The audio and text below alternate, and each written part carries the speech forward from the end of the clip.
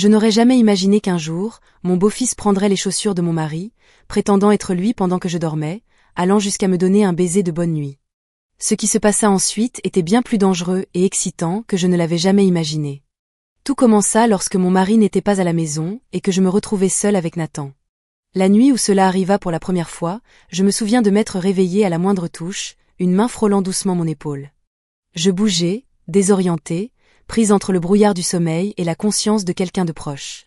Ce n'était pas un événement inhabituel. Robert, mon mari, travaillait souvent tard et, les nuits où il rentrait tôt le matin, il me réveillait doucement avec un baiser ou une caresse avant de se glisser dans le lit à mes côtés. Je supposais que c'était l'une de ces nuits. La pièce était tamisée, la faible lueur de la lune filtrant à travers les rideaux, l'odeur boisée familière de son parfum, toujours légèrement enivrante, flottait dans l'air. Sa main glissa sur mon bras, ses lèvres effleurant mon front. « Robert » murmurai-je, la voix enrouée. « Chut » murmura-t-il. « Retourne dormir. » La chaleur dans sa voix était apaisante et je me détendis. Je ne remarquai même pas les petites anomalies, le poids de son corps penché au-dessus du mien, le léger changement dans sa respiration. Ce n'est que lorsque ses lèvres passèrent de mon front à ma joue, descendant vers le coin de ma bouche, que quelque chose sembla différent. À moitié endormi, je me décalai inconfortablement. « Qu'est-ce que tu fais » murmurai-je, à peine en ouvrant les yeux. « Tu avais l'air froide » dit-il doucement, son souffle chaud contre ma peau. Les mots étaient innocents, mais la façon dont ils étaient prononcés fit naître un léger frisson d'inquiétude en moi. Avant que je ne puisse dire quoi que ce soit de plus, il déposa un baiser sur le coin de mes lèvres, doux, hésitant, comme s'il testait l'eau. C'est alors que la vérité me frappa. Ce n'était pas seulement le baiser. C'était tout. Le parfum n'était pas aussi familier que je le pensais. Le toucher n'était pas celui de Robert. Ses mains étaient plus rugueuses, calleuses, marquées par des années de travail. Ses mains étaient plus douces, hésitantes. Puis il y avait le poids qui pressait le lit à côté de moi, plus léger, moins familier. J'ouvris les yeux complètement et, dès que je vis son visage, mon estomac se serra. Nathan, ma voix n'était qu'un murmure, étranglé par la confusion et une peur sous-jacente. Il se figea, son expression indéchiffrable dans la faible lumière. Pendant un instant, il ne bougea pas, comme s'il espérait qu'en restant immobile assez longtemps, je me convaincrais que ça ne s'était pas produit. Mais il n'y avait pas de doute maintenant. Mon beau-fils, Nathan, était assis au bord de mon lit, son visage à quelques centimètres du mien, sa main toujours posée sur mon épaule. « Que fais-tu » demandai-je à nouveau, la voix plus dure cette fois. « Yeah. » « Je pensais que tu faisais un cauchemar » balbutia-t-il, retirant précipitamment sa main. « Je voulais juste m'assurer que tu allais bien. » Je me redressai, le cœur battant la chamade. « Nathan, ce n'est pas approprié. Tu ne devrais pas être ici. »« Désolé » murmura-t-il en se levant brusquement. « Je ne voulais pas te faire peur. » Avant que je ne puisse dire quoi que ce soit de plus, il tourna les talons et sortit de la pièce, fermant la porte derrière lui. Je restai là, dans le noir, mon esprit en ébullition. Avais-je imaginé cela? Non. Je savais exactement ce qui venait de se passer. Pourquoi? Qu'est-ce qui l'avait poussé à faire ça? Je secouai la tête, tentant de chasser ses pensées. Nathan était jeune, à peine 22 ans, et il s'adaptait encore à la vie sous notre toit. Peut-être n'avait-il pas voulu dire quoi que ce soit, peut-être se sentait-il juste seul, cherchant une sorte de connexion. Mais au fond de moi, je ne pouvais pas ignorer cette inquiétude qui s'était installée dans ma poitrine. Nathan vivait avec nous depuis 6 mois. Il avait emménagé après avoir abandonné ses études, prétextant qu'il avait besoin de se trouver. Robert avait été réticent au début. Nathan avait toujours été un peu solitaire, peinant à maintenir des amitiés ou à garder un emploi. Mais je l'avais convaincu que c'était la bonne chose à faire. « C'est ton fils » lui avais-je dit. « Il a besoin de soutien en ce moment. Peut-être que c'est sa chance de changer les choses. » Au début, tout semblait aller bien. Nathan était calme et restait souvent à l'écart. Il passait des heures dans sa chambre, la porte toujours fermée, ou errait sans but dans le quartier. Il parlait rarement, à moins qu'on ne lui parle, et même alors ses réponses étaient brèves, coupées. J'avais essayé de faire preuve de patience, de le faire sortir de sa coquille. Je l'invitais à venir en cuisine pendant que je préparais le dîner, à regarder la télé avec moi le soir, et même à l'aider à mettre à jour son CV. Mais peu importe à quel point j'essayais, il restait distant, poli mais distant. Ce n'est que récemment que j'ai commencé à remarquer les changements subtils. La façon dont ses yeux s'attardaient sur moi un peu trop longtemps quand nous étions dans la même pièce. La façon dont il semblait toujours apparaître quand j'étais seule, proposant son aide pour des tâches banales ou posant des questions qui n'avaient pas vraiment de raison d'être. Au début, j'avais ignoré cela, pensant que c'était inoffensif, juste un jeune homme qui ne savait pas comment naviguer dans les interactions sociales. Mais après cette nuit-là, je ne pouvais plus ignorer ce sentiment que quelque chose n'allait pas. Le matin suivant, Nathan était redevenu lui-même, calme, réservé, presque timide. Il évita mon regard en passant près de moi dans la cuisine, marmonnant un rapide « bonjour » avant de se retirer dans sa chambre. J'ai envisagé de parler à Robert de ce qui s'était passé, mais que lui dirais-je? Que Nathan m'avait embrassé, qu'il était venu s'asseoir sur mon lit en pleine nuit en prétendant être lui. Cela semblait absurde. Et si je m'étais trompée? Et si ce n'était qu'un malentendu inoffensif? Je ne voulais pas créer de tensions inutiles entre père et fils, surtout quand leur relation était déjà si fragile. Alors, j'ai décidé de laisser passer. Mais le malaise ne partait pas. Cette nuit-là, Robert dut travailler tard encore une fois, me laissant seule à la maison avec Nathan. J'ai essayé de me distraire en me plongeant dans un livre, mais je n'arrivais pas à me concentrer. Chaque grincement du plancher, chaque ombre qui bougeait dans mon champ de vision, semblait confirmer que quelque chose était sur le point de se produire. Lorsque je suis enfin allée me coucher, j'ai fermé la porte à clé derrière moi. Ce n'était pas quelque chose que je faisais d'habitude, mais je me suis dit que c'était juste pour me sentir plus en sécurité, rien de plus. Les heures passaient et je somnolais, le silence régnant dans la maison à l'exception du bruit occasionnel du chauffage. Je me disais que tout allait bien, que je réagissais de manière excessive, mais alors je l'ai entendu. Un léger coup à la porte. Mon souffle se coucha dans ma gorge. Je suis restée immobile, fixant le plafond, espérant que la personne parte. Mais le coup revint, plus fort cette fois. Maman? La voix de Nathan était douce, hésitante. Tu es réveillée? Je ne répondis pas, mon cœur battait la chamade, mon esprit me hurlait de rester silencieuse. Après un moment, j'entendis ses pas s'éloigner dans le couloir et je soufflai avec soulagement. Mais juste au moment où je commençais à me détendre, j'entendis la poignée de la porte trembler. Mon sang se figea en réalisant ce qu'il faisait, il tentait d'ouvrir la porte. Quand elle ne céda pas, il frappa à nouveau, plus fort cette fois. « Maman, s'il te plaît, » dit-il, sa voix brisée. « Je veux juste parler. » Je restai silencieuse, serrant fermement la couverture autour de moi. Enfin, après ce qui sembla une éternité, le bruit de ses pas s'éloigna, mais je ne dormis pas du reste de la nuit. Le lendemain, je le confrontai. J'attendis que Robert soit parti pour le travail, puis je coinçai Nathan dans la cuisine. « Qu'est-ce que tu faisais devant ma porte hier soir ?» demandai-je, la voix ferme. Il leva les yeux vers moi, son expression impénétrable. « Je voulais juste parler, » dit-il. Je n'arrivais pas à dormir. « Alors pourquoi tu as essayé d'ouvrir la porte ?»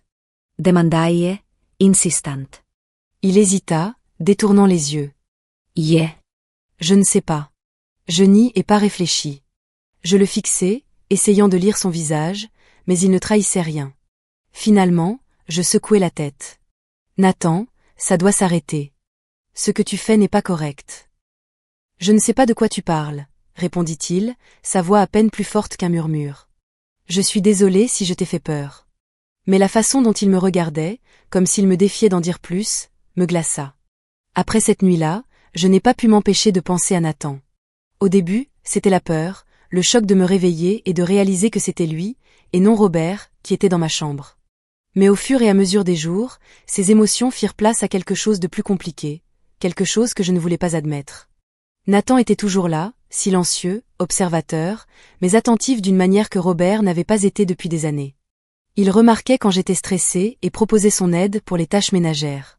Il me complimentait sur les petites choses, une nouvelle robe, la façon dont je coiffais mes cheveux. Au début, je le rejetais, me disant qu'il essayait juste d'être poli. Mais la manière dont il me regardait, la façon dont ses yeux s'attardaient, ce n'était pas l'attention qu'un beau-fils porte habituellement à sa belle-mère. Il y avait en moi une part cachée, une part profonde, qui se sentait flattée. Robert et moi étions mariés depuis 5 ans, mais l'étincelle entre nous s'était éteinte depuis longtemps. Il était souvent occupé par le travail, distrait, distant, et j'avais appris à me sentir invisible.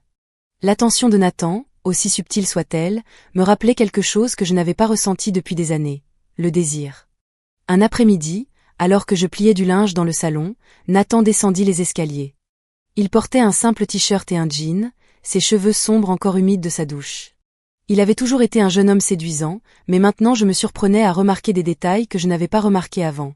La ligne nette de sa mâchoire, la façon dont ses épaules remplissaient son t-shirt. « Tu as besoin d'aide » demanda-t-il, sa voix douce. « Non, ça va » répondis-je sans lever les yeux, mais je sentis sa présence s'approcher. Son ombre tomba sur moi. « Tu fais tellement ici » dit-il. « Parfois, je me sens mal de rester dans ma chambre pendant que tu t'occupes de tout. » Je levai les yeux vers lui, surprise par sa sincérité. Ses yeux rencontrèrent les miens et pendant un instant, aucun de nous ne parla. Il y avait quelque chose dans son regard, quelque chose d'intense, presque magnétique, qui me coupa le souffle. « Tu n'as pas à te sentir mal, » répondis-je enfin, ma voix plus basse que je ne l'avais voulu. « Ça ne me dérange pas. » Il sourit.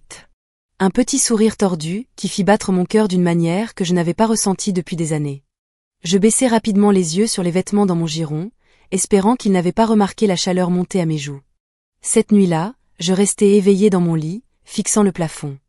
Robert était parti en voyage d'affaires et la maison était étrangement silencieuse. Mes pensées revenaient sans cesse à Nathan, à la façon dont il m'avait regardé, à la façon dont son sourire avait duré un peu trop longtemps. Je me disais que c'était ridicule, qu'il était mon beau-fils et que j'étais une femme mariée, mais la partie rationnelle de mon esprit ne pouvait pas faire taire l'autre voix, celle qui murmurait « Quand est-ce que Robert t'a regardé comme ça pour la dernière fois ? Quand est-ce qu'il t'a fait te sentir vue ?» Je me tournai sur le côté, tirant la couverture plus près de moi, mais les pensées refusaient de disparaître. Le lendemain matin, Nathan et moi étions seuls dans la cuisine.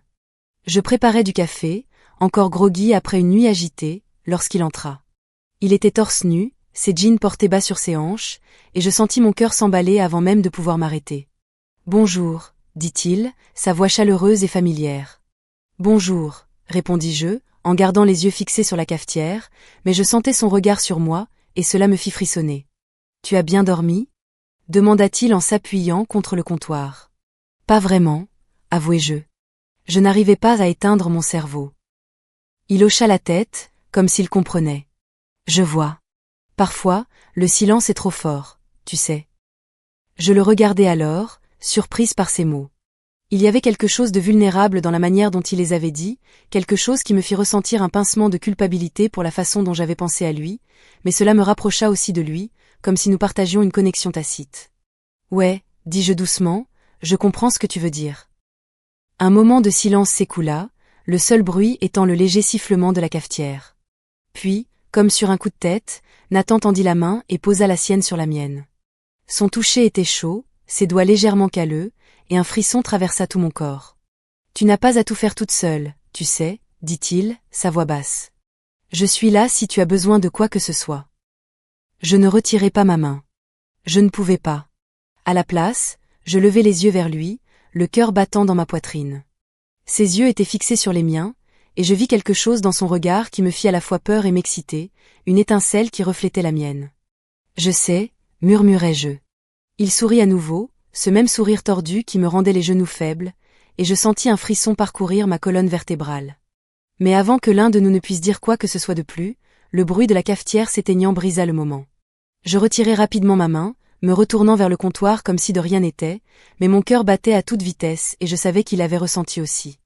Cette nuit-là, alors que je me trouvais dans mon lit, je n'arrêtais pas de rejouer ce moment dans ma tête, la façon dont sa main avait effleuré la mienne, l'intensité de son regard.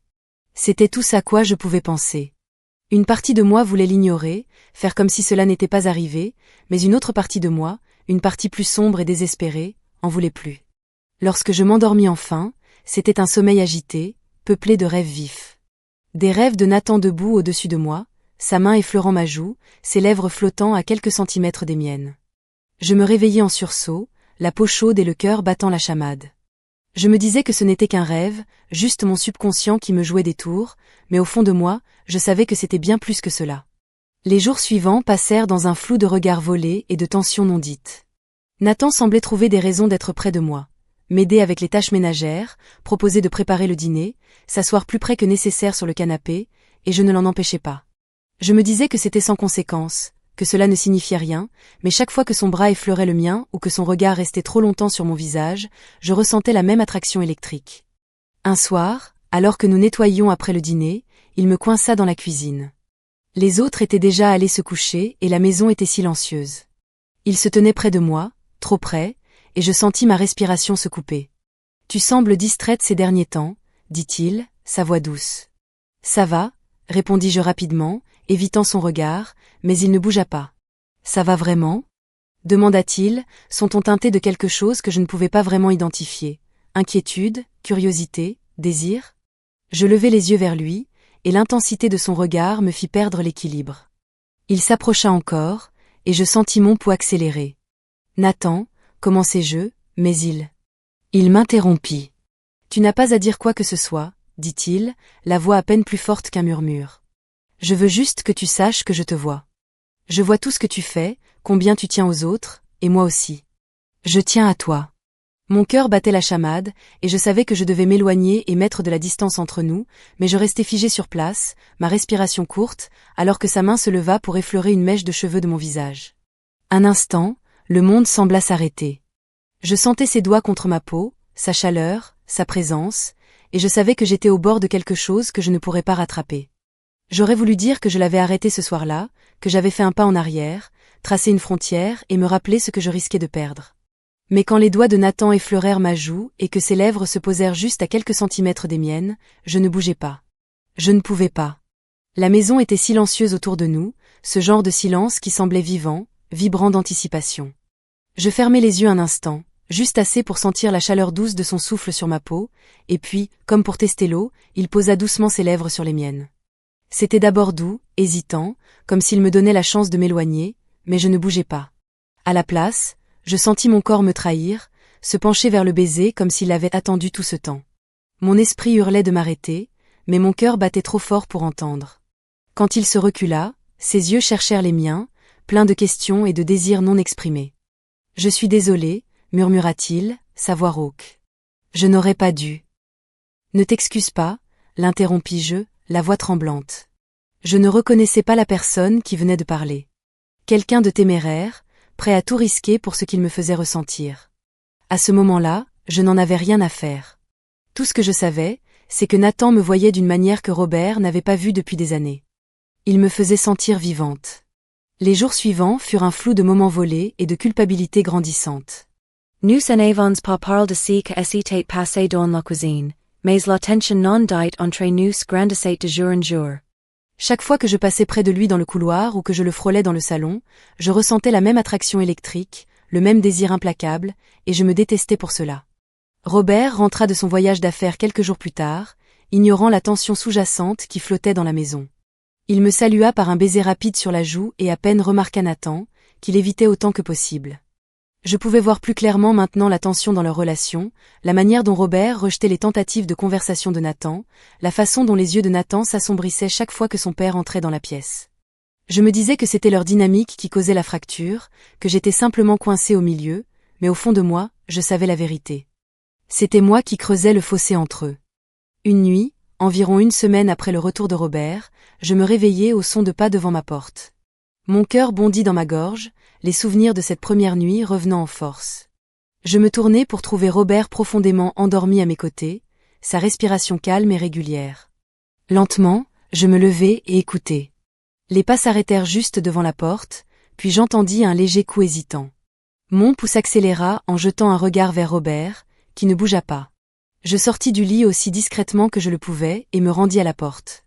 Quand je l'ouvris, Nathan se tenait là, son visage à moitié caché dans l'ombre, son expression mêlant culpabilité et désespoir. « Que fais-tu ici » murmurai-je, la voix tremblante. « Je n'arrivais pas à dormir, » dit-il, la voix à peine audible. « J'avais juste besoin de te voir. » « Nathan, c'est... » Je jetai un coup d'œil à Robert, toujours endormi dans le lit. « Ce n'est pas le moment, s'il te plaît. » Il fit un pas en avant, se rapprochant. « Juste pour une minute. » J'hésitais, le cœur battant.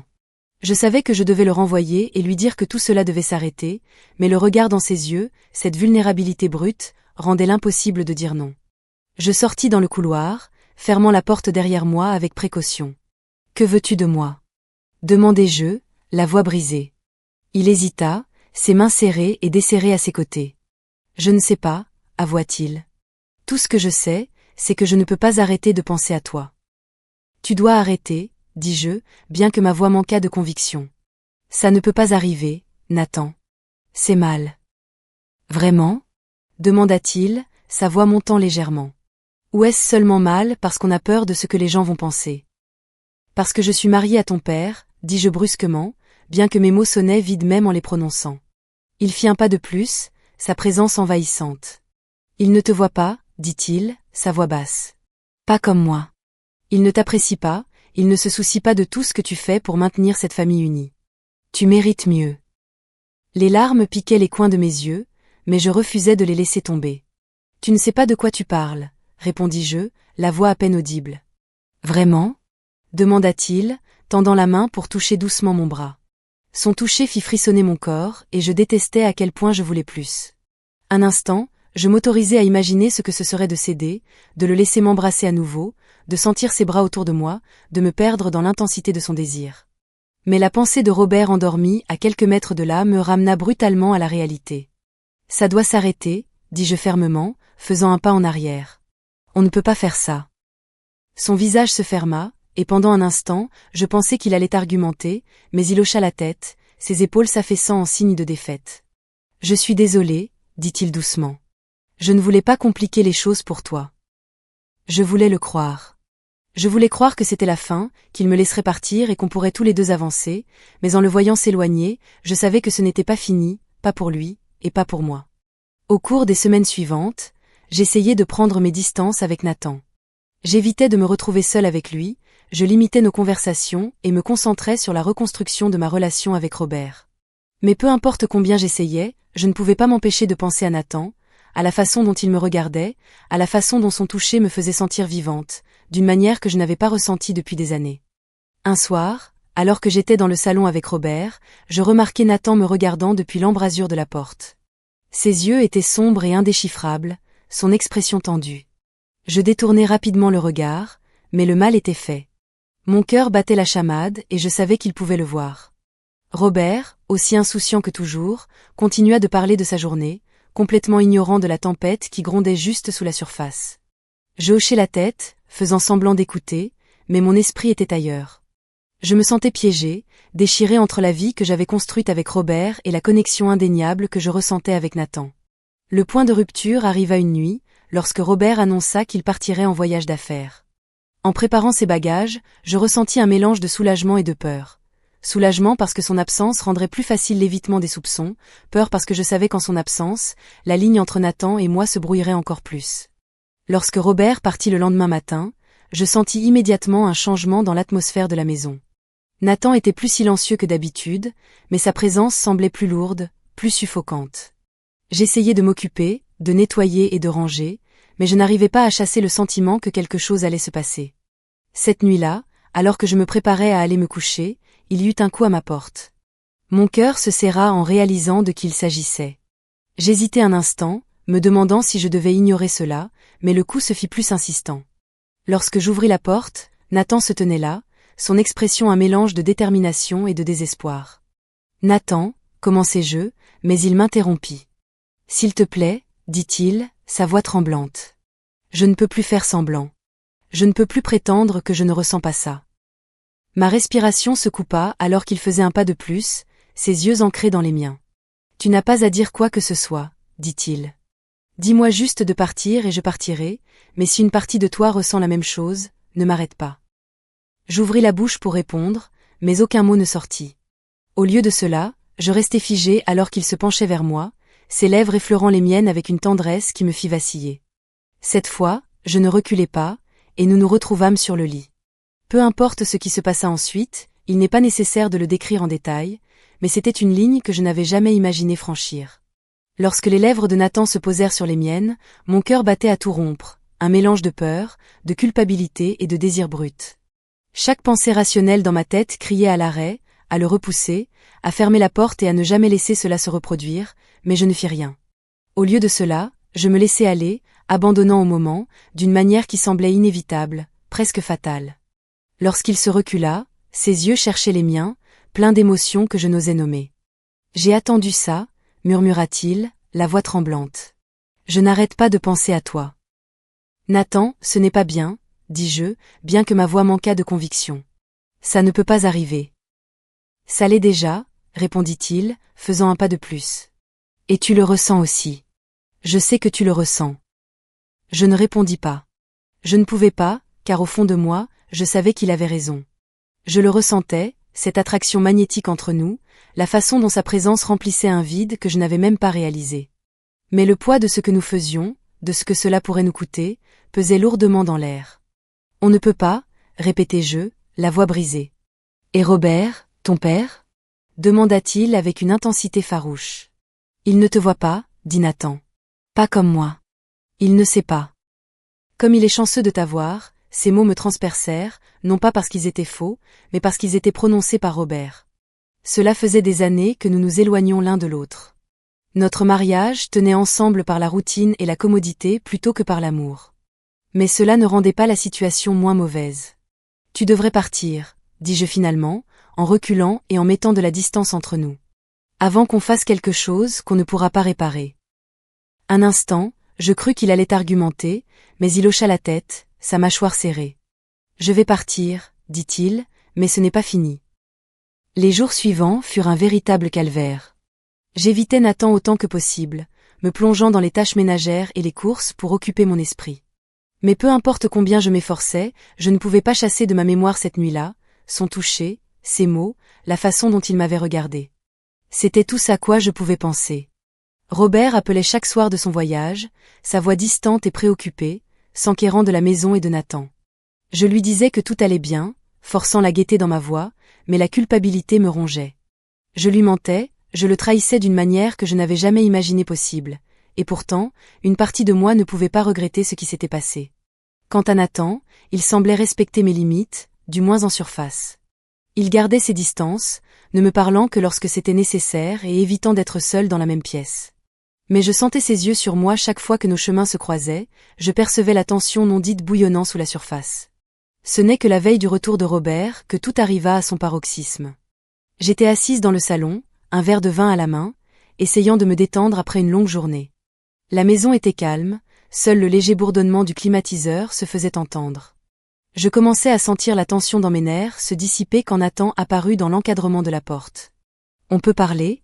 demanda-t-il, sa voix hésitante. Je doutai un instant, mon instinct me criant de dire non, mais quelque chose dans son expression, une urgence que je ne pouvais ignorer, me fit hocher la tête. « D'accord, » dis-je en posant mon verre. « Qu'est-ce qu'il y a ?»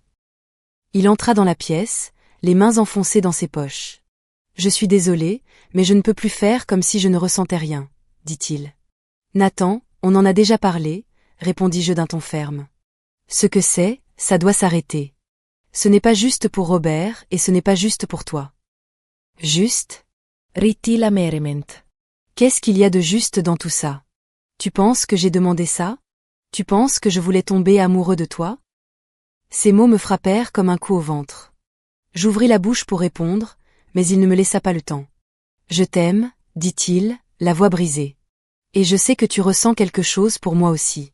Tu peux le nier autant que tu veux, mais je le vois dans la façon dont tu me regardes. » Mon cœur se serra devant la vulnérabilité de sa voix, mais je me forçai à rester ferme. « Nathan, tu es joine, tu es confus. Ce n'est pas de l'amour, c'est de l'obsession. »« Ne fais pas ça, » répliqua-t-il, ses yeux brillants de colère. « Ne minimise pas ce que je ressens comme si ce n'était rien. Je sais faire la différence. » Je détournai le regard, incapable de croiser ses yeux. « Tu devrais retourner dans ta chambre, » dis-je doucement. « On en parlera demain. » Mais il ne bougea pas. Au lieu de cela, il se rapprocha, sa présence écrasante. « Je ne veux pas attendre demain, » dit-il. « J'ai besoin que tu me dises maintenant, est-ce que tu ressens quelque chose pour moi ou est-ce que je suis juste en train d'imaginer ?» Je me figeai, mon esprit tournant à toute vitesse. Je voulais mentir, lui dire non et mettre fin à tout ça une bonne fois pour toutes, mais quand je plongeais dans ses yeux, je ne pouvais pas. La vérité était écrite sur mon visage, et nous le savions tous les deux. « Je ne peux pas faire ça, » dis-je enfin, la voix tremblante. « Mais tu ne le nies pas, » dit-il doucement, une lueur d'espoir dans la voix. « Tu le ressens aussi. » Avant que je puisse répondre, il tendit la main et caressa mon visage de ses mains, son toucher doux mais insistant. « Dis-moi d'arrêter, » murmura-t-il, sa voix à peine audible. « Dis-le et je partirai. » J'ouvris la bouche pour parler, mais les mots ne sortirent pas. Au lieu de cela, je me retrouvai à me pencher vers lui, ma détermination se brisant. Puis, pour la deuxième fois, ses lèvres trouvèrent les miennes. Ce baiser était différent, plus urgent, plus désespéré. C'était le genre de baiser qui me faisait oublier tout le reste, qui faisait disparaître le monde jusqu'à ce qu'il n'y ait plus que nous deux. Et pendant un instant, je me laissai emporter par cela. Mais alors, le bruit d'une porte qui claquait brisa l'illusion. Je me reculai brusquement, le cœur battant, me tournant vers le bruit. Là, dans l'encadrement de la porte, son visage masqué de stupéfaction et de fureur, se tenait Robert. La pièce tomba dans un silence de mort alors que nous nous fixions tous les trois, le poids de ce qui venait de se passer nous écrasant. J'ouvris la bouche pour expliquer, pour dire quelque chose, n'importe quoi, mais aucun mot ne sortit. Le regard de Robert se tourna de moi vers Nathan, son expression se durcissant. « Qu'est-ce qui se passe ici ?» demanda-t-il, sa voix basse et menaçante. « Papa, je peux expliquer, » commença Nathan, mais Robert le coupa. « Non, » dit-il froidement. « Ne dis plus un mot. »« Robert, s'il te plaît, » dis-je en m'avançant. « Ce n'est pas ce que ça en a l'air. »« Ce n'est pas ce que tu crois, » répéta-t-il, sa voix montant en intensité. « Je viens de surprendre ma femme en train d'embrasser mon fils et tu me dis que ce n'est pas ce que tu crois ?» Je sentis des larmes piquer mes yeux alors que je luttais pour trouver les mots justes. « Je suis désolé, » dis-je, ma voix à peine plus qu'un murmure. « Je n'ai jamais voulu que cela arrive. » Robert rit amèrement, le son cruel et vide. « Eh bien, ça a eu lieu, » dit-il, « et maintenant, il faut faire avec. » Il se tourna vers Nathan, ses poings serrés de chaque côté. « Sors d'ici, » dit-il. « Fais tes bagages et pars de chez moi. »« Papa, s'il te plaît, » commença Nathan, mais Robert l'interrompit à nouveau. « Je ne veux rien entendre, » dit-il, la voix tremblante de colère. « Tu n'es plus mon fils. Tu n'es plus rien pour moi. » Le visage de Nathan se déforma, et pendant un instant, je crus qu'il allait répliquer, mais il se tourna et s'éloigna, les épaules affaissées, battu. Quand il fut parti, Robert se tourna vers moi, son expression impénétrable. « Et toi ?»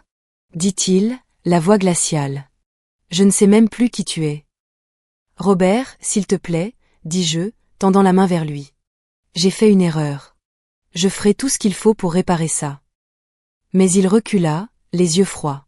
« Il est trop tard pour ça, » dit-il. « Tu as déjà tout détruit. » Et sur ces mots, il se tourna et s'éloigna, me laissant seul dans les décombres de ce que j'avais fait. Une nuit, franchissant des frontières interdites, nous restâmes enveloppés dans des émotions que nous ne pouvions plus nier. La maison était plongée dans un silence profond, un silence qui semblait appuyer sur tout, ce genre de calme qui rend les murs vivants de secrets. Je restais là, les yeux ouverts, suivant les faibles rayons de lune qui s'étiraient à travers le plafond, mon esprit trop agité pour trouver la paix. Cette nuit-là, des souvenirs tourbillonnaient, comment tout avait changé dans cette maison, comment nos vies s'étaient retournées depuis qu'Éric et sa mère étaient arrivés.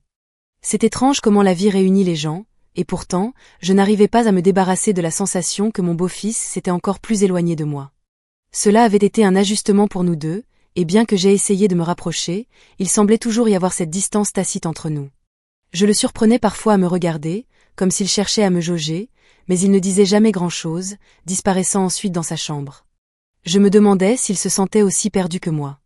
Mais ce soir-là, c'était différent. Il y avait une tension inexplicable dans l'air, quelque chose qui me faisait sentir que j'attendais qu'il se passe quelque chose. Le doux grincement d'une planche de parquet me fit sursauter. Je me figeai, tendant l'oreille, sûr de l'avoir imaginé, mais voilà, c'était encore là, un pas léger, presque hésitant, venant de quelque part dans le couloir. Je jetai un coup d'œil à l'horloge sur ma table de nuit, il était bien après minuit. Qui d'autre pourrait être debout à cette heure? J'hésitais à me lever, mais quelque chose en moi se retint, peut-être un instinct, ou juste de la curiosité. Je me retrouvai là, allongé, retenant ma respiration, écoutant les faibles bruits de quelqu'un se déplacer dans le couloir. Mon cœur se mit à battre plus vite, cette sensation familière de tension m'envahissant. Je ne pouvais m'empêcher de me demander qui cela pouvait bien être. Les bruits se rapprochèrent, s'arrêtant juste devant ma porte. Je saisis le bord de la couverture, sentant mon souffle s'accélérer, le poignet se tendant alors que la poignée tournait et que la porte s'ouvrait à peine. Un instant, rien ne se passa, juste une fente de noirceur au-delà du cadre de la porte, comme si quelqu'un se tenait là, observant, attendant. Je restai parfaitement immobile, me demandant si ce n'était pas juste dans ma tête. Puis, sans un bruit, la porte se referma doucement, et j'entendis ces mêmes pas légers s'éloigner dans le couloir. Je ne bougeais pas pendant un long moment, mon esprit en ébullition de questions. Est-ce que quelqu'un avait été là? Et si oui, pourquoi serait-il venu jusqu'à ma porte pour repartir sans un mot? Après quelques minutes tendues, je finis par me convaincre que ce n'était que mon imagination. Mais à peine m'étais-je réinstallé dans mon lit que mon téléphone s'illumina à côté de moi. L'écran brillait avec un seul message d'Eric. « Tu n'arrives pas à dormir non plus ?» Je fixai le message, un étrange mélange de soulagement et de surprise m'envahissant. Il était rare qu'Eric me contacte ainsi. D'habitude, il restait réservé, toujours distant, toujours sur la défensive. Je me hâtais de répondre, mais avant que je ne puisse envoyer mon message, j'entendis à nouveau le doux grincement du plancher dans le couloir. Mon cœur rata un battement alors que le bruit se rapprochait, s'arrêtant cette fois devant ma porte. Cette fois, il n'y avait aucun doute, quelqu'un était là.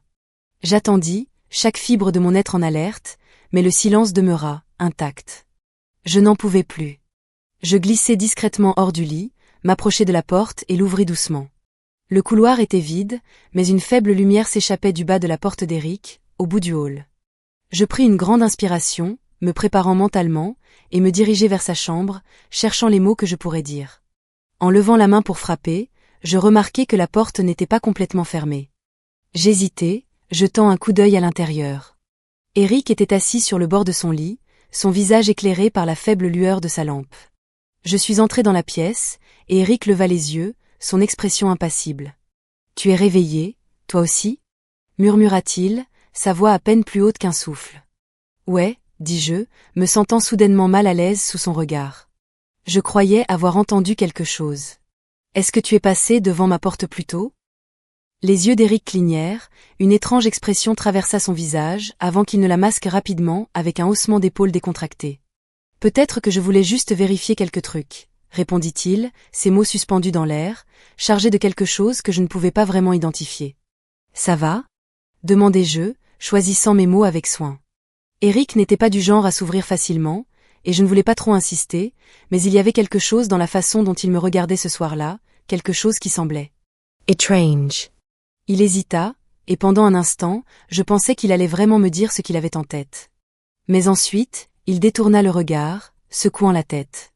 Ce n'est rien, je n'arrivais juste pas à dormir. Le silence qui suivit était lourd, inconfortable, et je me retrouvais à chercher quelque chose à dire, n'importe quoi pour combler le vide. Mais la vérité, c'était que je ne savais pas quoi dire. La distance entre nous n'avait jamais paru aussi grande, et pourtant, pour la première fois, j'avais l'impression que nous étions au bord de quelque chose de non dit, quelque chose qui bouillonnait juste sous la surface. D'accord, eh bien, si tu as besoin de quoi que ce soit, je suis juste dans le couloir, dis-je, ma voix sonnant étrange, même à mes propres oreilles. Eric hocha la tête, mais il ne me regarda pas. Il était déjà de retour, absorbé dans son téléphone, perdu dans son propre monde. Je me tournai pour partir, mais juste au moment où j'atteignais la porte, il parla. Sa voix était si douce que j'ai failli la manquer. « Merci d'avoir vérifié », murmura-t-il. Je hochai la tête, incertaine de ce que je devais répondre. Je sentais encore son regard sur mon dos à mesure que je partais, le poids de ses mots non dits flottant dans l'air, bien après que j'ai fermé sa porte. Je retournai dans ma chambre, me glissai sous les couvertures, mais le sommeil était un souvenir lointain. La maison semblait différente, comme si elle retenait des secrets que je ne pouvais pas tout à fait déchiffrer. Je restais là, repassant les événements de la soirée, essayant de comprendre tout cela. Pourquoi Eric était-il venu devant ma porte? Pourquoi m'avait-il regardé comme ça, comme s'il voulait dire quelque chose mais n'arrivait pas à se décider à parler? Et pourquoi avais-je l'impression qu'il y avait plus de choses en jeu que ce que je voyais? Juste au moment où j'étais sur le point de m'endormir, mon téléphone vibra à nouveau. Un autre message d'Eric, « Bonne nuit ». C'était simple, sans prétention, mais cela ne fit que me rendre plus troublée. Je répondis rapidement, posai mon téléphone sur la table de chevet et fermai les yeux, mais peu importe combien j'essayais, le sommeil ne vint pas. La maison était silencieuse à nouveau, mais cette tension, ce sentiment étrange que quelque chose se cachait juste hors de vue, restait suspendu au-dessus de moi comme une ombre. Et au fond de moi, je savais une chose avec certitude, cette nuit n'était que le début. Le lendemain matin semblait irréel, comme si les événements de la veille n'étaient qu'un rêve étrange qui persistait dans les recoins de mon esprit. Mais en descendant les escaliers, le poids de tout cela me submergea. Le silence de la maison semblait plus lourd, comme s'il retenait des secrets que nous n'étions pas prêts à dire à voix haute. Quand je suis entré dans la cuisine, Eric y était déjà, appuyé contre le comptoir, les yeux fixés sur une tasse fumante dans ses mains. Il leva les yeux en me voyant entrer, son expression fermée, et pendant un instant, je crus voir quelque chose vaciller dans son regard, un mélange d'hésitation et de quelque chose d'autre, quelque chose que je n'arrivais pas à identifier. « Bonjour », murmura-t-il, la voix à peine plus forte qu'un souffle. Je hochai la tête, sentant une étrange tension s'installer entre nous. C'était la même tension qui avait toujours été là depuis que nous étions devenus une famille, mais aujourd'hui, elle semblait plus aiguisée, plus palpable. Je me mis à préparer du café, essayant d'ignorer la sensation de picotement dans le bas de mon dos, comme si ses yeux étaient toujours fixés sur moi. « Tu as dormi » demandai-je, ma voix sonnant plus décontractée que je ne le ressentais. Il haussait les épaules, prenant une gorgée de sa tasse. « Pas vraiment. » Je n'arrêtais pas de penser à tout ça. Ces mots flottèrent dans l'air, et je sentais leur poids me peser. Il y avait tellement de choses non dites entre nous, tellement de choses autour desquelles nous dansions en faisant semblant qu'elles n'existaient pas, mais aujourd'hui, on dirait que toutes ces paroles non prononcées menaçaient de déborder, et je n'étais pas certaine d'être prête à les affronter. Je pris une grande inspiration, trouvant le courage de poser la question qui me rongeait depuis la veille. « Eric, à propos de la nuit dernière, est-ce que tu es venu devant ma porte ?» Il me regarda, son regard stable, mais il y avait quelque chose caché derrière ses yeux, un indice de vulnérabilité, presque un conflit intérieur. Il hésita, et pendant un instant, je crus qu'il allait nier, mais finalement, il hocha la tête, un mouvement à peine perceptible, comme s'il admettait une vérité qu'il ne voulait pas reconnaître. « Je voulais juste m'assurer que tu allais bien, » dit-il, sa voix basse, presque désolée. Je hochai la tête, essayant de comprendre ses mots, mais il y avait quelque chose dans la façon dont il me regardait, quelque chose qui fit accélérer mon cœur. La tension non dite crépitait entre nous, comme un fil électrique sous tension. « Je l'apprécie, » répondis-je, me forçant à maintenir le contact visuel, bien que j'eusse l'impression que le sol se dérobait sous mes pieds. Il soutint mon regard encore un instant, ses yeux cherchant les miens comme s'il tentait de trouver quelque chose là, mais puis il détourna le regard, ses épaules tendues, comme s'il portait un fardeau trop lourd à supporter. Le silence entre nous s'étira, épais et inconfortable, et je me surpris à me demander ce qui le maintenait éveillé la nuit, ce qui l'avait poussé à venir frapper à ma porte. Une partie de moi voulait poser la question, aller plus loin, mais une autre, plus effrayée, craignait ce que je pourrais découvrir. Le reste de la journée passa dans un flou. Nous suivions nos routines, accomplissant les mêmes gestes familiers, mais une tension persistait dans l'air, que ni l'un ni l'autre ne parvenait à dissiper. Je pouvais sentir sa présence, une conscience constante qui s'infiltrait sous ma peau, rendant chaque interaction chargée de mots non dits. Plus tard dans l'après-midi, nous nous retrouvâmes dans le salon, chacun prétendant être absorbé par nos tâches respectives, mais je sentais son regard se poser sur moi de temps à autre. Je pouvais ressentir le poids de son attention comme une présence physique dans la pièce, et cela faisait battre mon cœur plus vite, mon souffle se bloquant dans ma gorge. Il était assis sur le canapé, la tête appuyée sur sa main, fixant la télévision, bien que je doutais qu'il la regardait vraiment. Je ne pouvais m'empêcher de jeter un coup d'œil dans sa direction, et un instant, nos yeux se croisèrent. Son expression s'adoucit et il y avait une vulnérabilité là, quelque chose qui serra ma poitrine. « Tu sais, c'est bizarre, » dit-il soudainement, sa voix brisant le silence. Je n'aurais jamais pensé que les choses se passeraient ainsi, nous ici, ensemble. Je hochai la tête, ne sachant pas trop comment répondre. Il y avait quelque chose dans son ton, un soupçon de regret, ou peut-être un désir de quelque chose de différent. Oui, la vie a une façon de nous surprendre, dis-je en lui offrant un petit sourire. Il baissa les yeux, ses doigts jouant avec un fil détaché de sa manche. Parfois je me demande si les choses avaient été différentes, tu sais, si on s'était rencontrés dans d'autres circonstances. Peut-être que les choses ne paraîtraient pas aussi. Il s'interrompit, comme s'il cherchait le bon mot. « Tendus » proposai. Il hocha légèrement la tête, son expression pensive. « Oui, tendu » répéta-t-il, ses yeux rencontrant à nouveau les miens. Il y avait une tristesse dans son regard, un désir qui fit souffrir mon cœur. J'ouvris la bouche pour dire quelque chose, pour lui dire que les choses n'avaient pas à être ainsi, mais les mots moururent sur mes lèvres. La vérité, c'était que je ne savais pas comment combler l'écart entre nous. Je ne savais pas comment l'atteindre, comment apaiser la tension qui semblait flotter entre nous, comme une ombre. Le reste de la soirée passa dans une brume de silence gênant et de regards furtifs. Chaque fois que je le surpris à me regarder, je ressentais un étrange battement dans ma poitrine, un mélange de confusion et de quelque chose d'autre, quelque chose que je ne pouvais pas vraiment nommer. C'était comme si nous étions tous les deux sur le point de franchir le seuil de quelque chose qui pourrait tout changer, mais aucun de nous n'osait faire le saut. Cette nuit-là, Allongé dans mon lit, je n'arrivais pas à cesser de penser à la manière dont il m'avait regardé, à la façon dont ses yeux s'étaient adoucis, à la façon dont il semblait si vulnérable, si perdu. Je voulais tendre la main vers lui dire qu'il n'avait pas à traverser tout ça seul, mais je ne savais pas comment. Le sommeil était à nouveau fuyant, et je me retrouvais allongé là, fixant le plafond, l'esprit en proie à des pensées de lui. Je me demandais s'il était éveillé lui aussi, s'il pensait à moi, à cette tension qui semblait grandir avec chaque jour qui passait. Les heures passèrent, et juste au moment où je pensais m'endormir, je l'entendis à nouveau, le doux grincement du plancher dans le couloir. Mon cœur bondit et je retiens mon souffle, écoutant les pas se rapprocher, s'arrêtant juste devant ma porte. Cette fois, je ne pouvais plus rester immobile. Je sortis du lit, mon pouls battant à tout rompre, et ouvris la porte. Eric se tenait là, son visage partiellement obscurci par les ombres, mais je pouvais voir l'incertitude dans ses yeux. « Eric » murmurai-je, ma voix à peine audible. Il me regarda et, pendant un instant, nous restâmes là, à nous fixer dans la lumière tamisée du couloir. Il y avait une vulnérabilité dans son regard, une fragilité qui fit serrer ma poitrine. « Je ne peux pas dormir » murmura-t-il, sa voix à peine audible.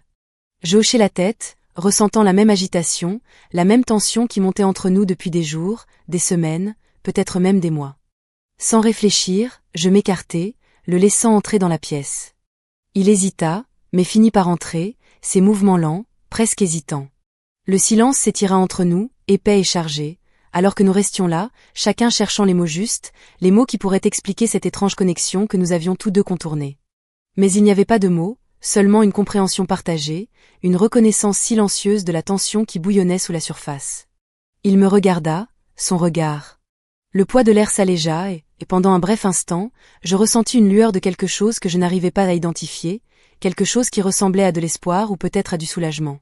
Comme si nous étions enfin en train de laisser tomber les murs que nous avions tous deux élevés pendant si longtemps.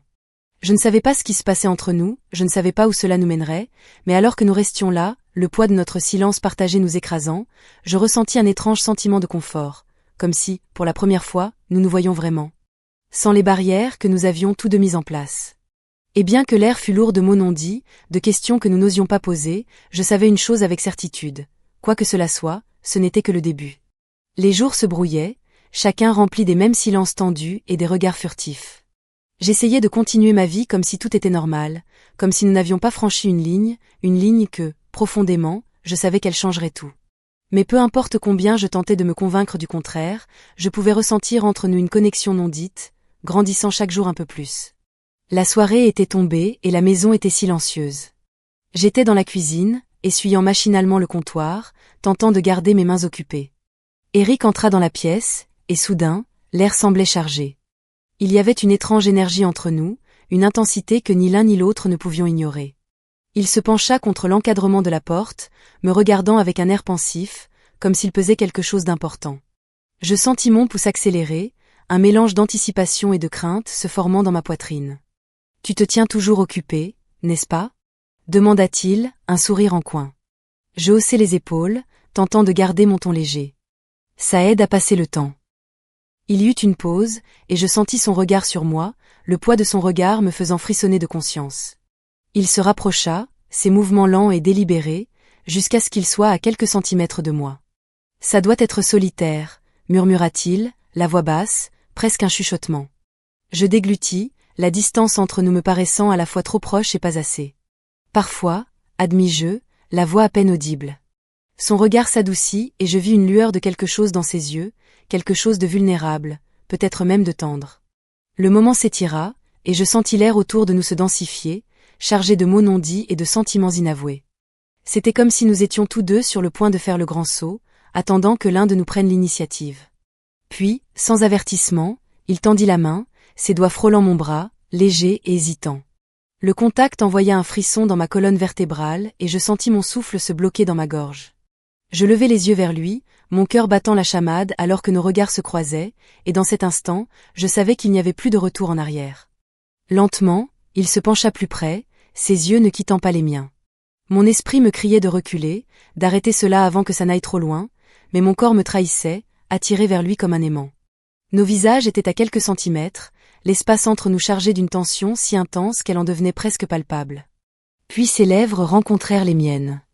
Ce fut un baiser timide, doux et incertain, comme s'il testait les os, attendant de voir si je m'éloignerais. Mais je ne le fis pas. Je ne pouvais pas. Je sentis mon corps se pencher vers lui, ma main se posant sur son épaule, le tirant plus près. Le baiser s'intensifia, une danse lente et enivrante qui me laissa sans souffle et avide de plus. Ses mains se posèrent sur ma taille, me stabilisant tandis qu'il se pressait contre moi, son toucher ferme mais doux.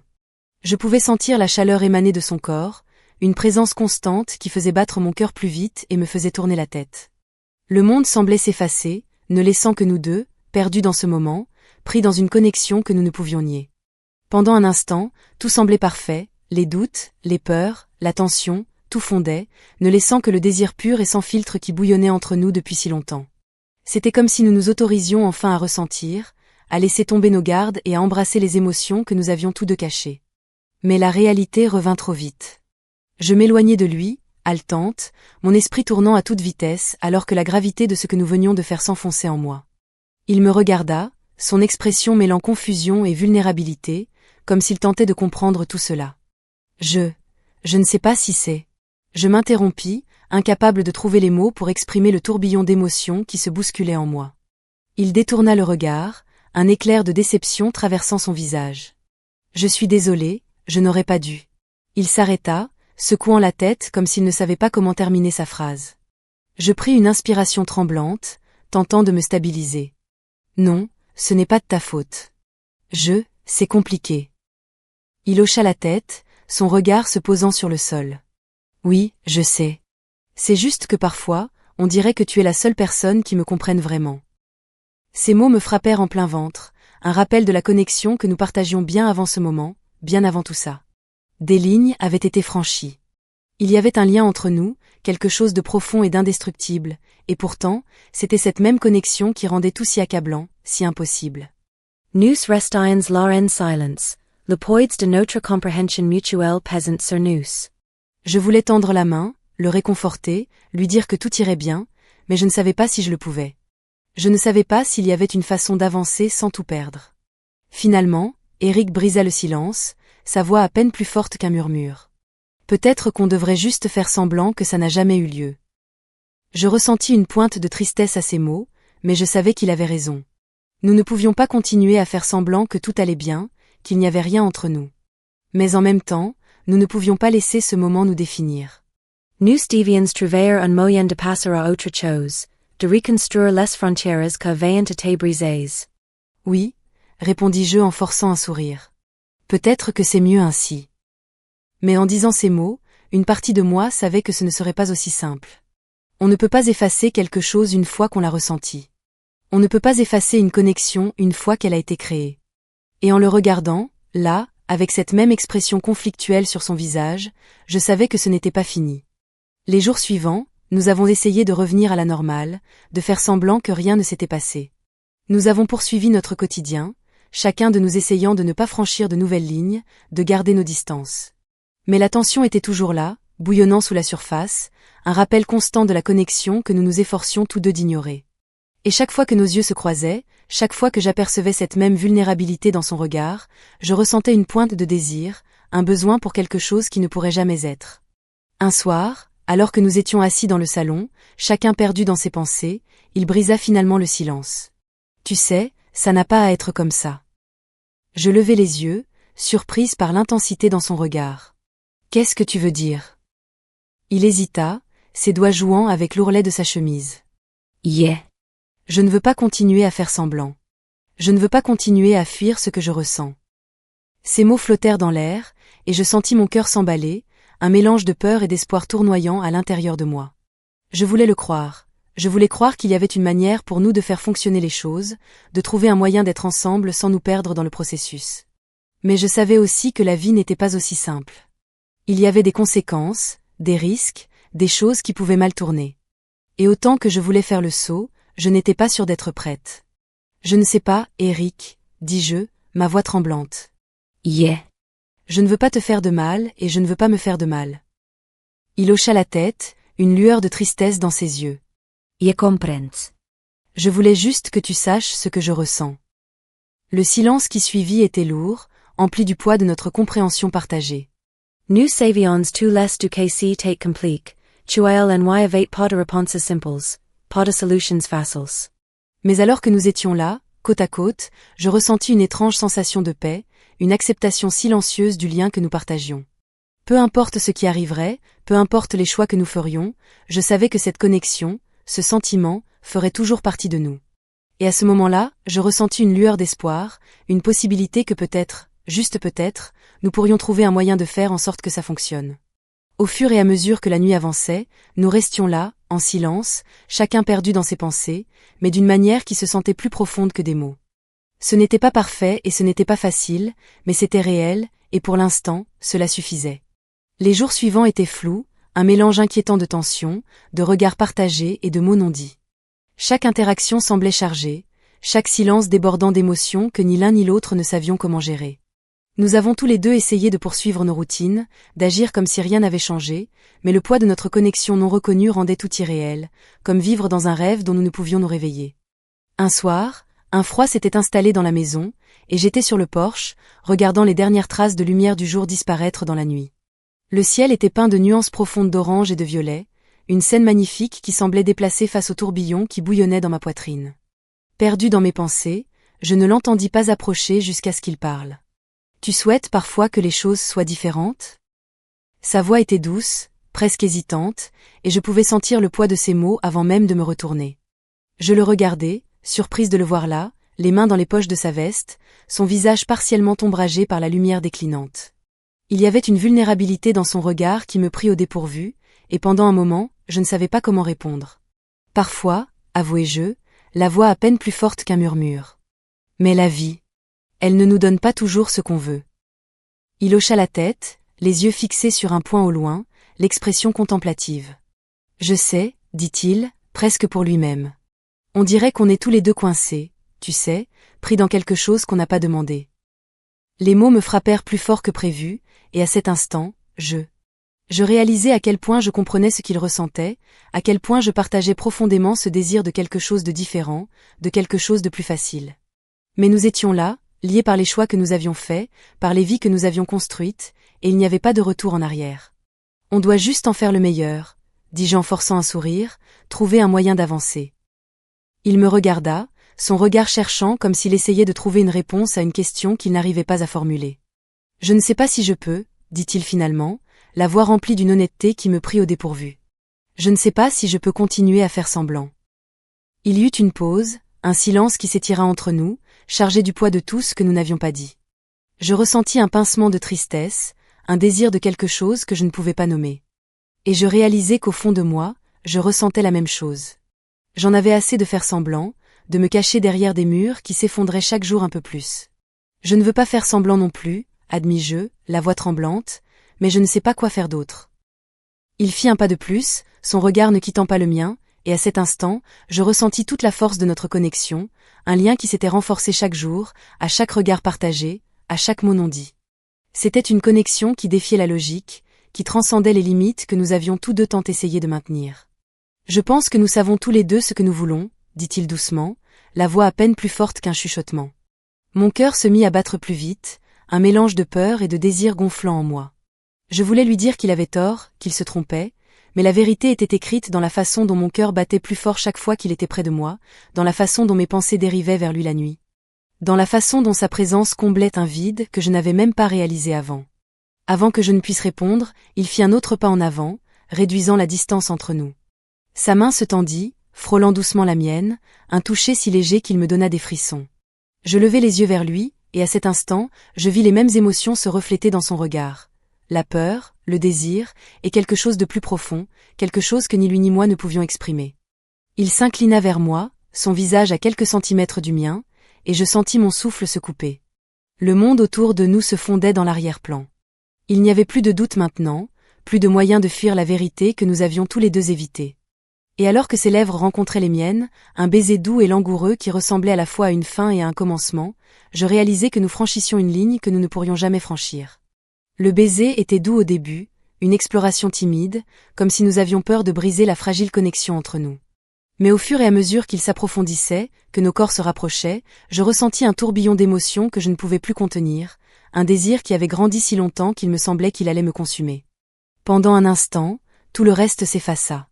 Les peurs, Les doutes, les conséquences, tout ce qui comptait, c'était ce moment, cette connexion, ce sentiment à la fois terrifiant et exaltant.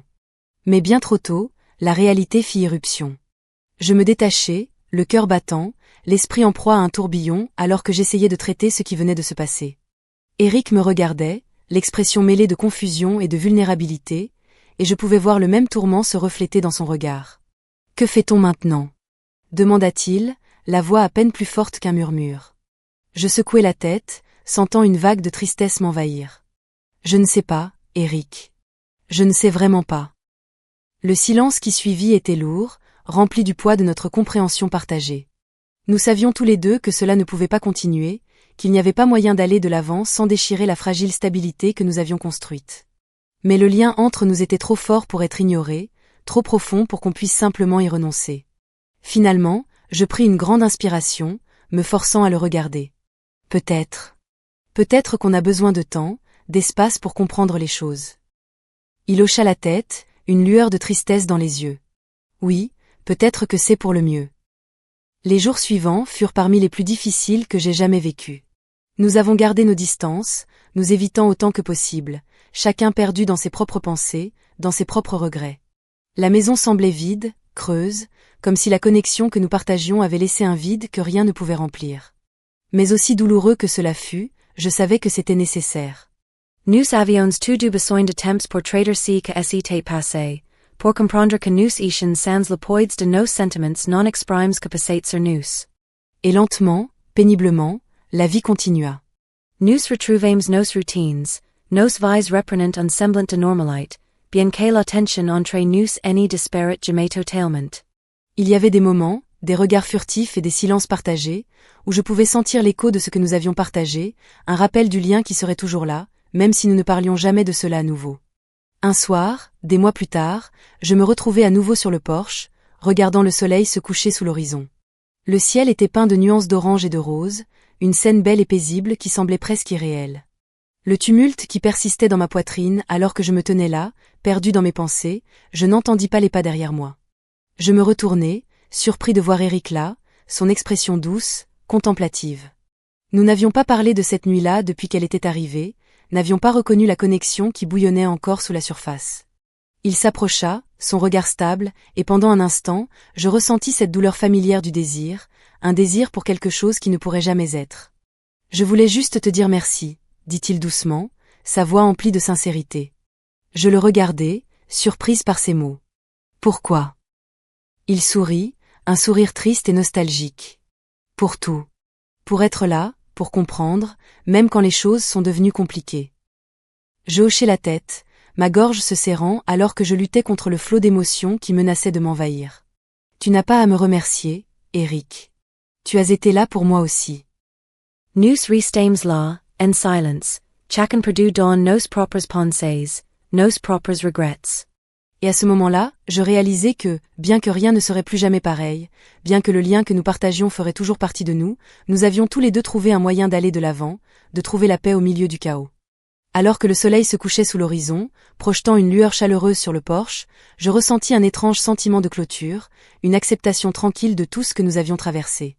Ce n'était pas parfait, ce n'était pas facile, mais c'était suffisant. Et en regardant Eric, là, avec cette même expression vulnérable, je sus que peu importe ce qui se passerait, nous aurions toujours cette connexion, cette compréhension qui allait au-delà des mots.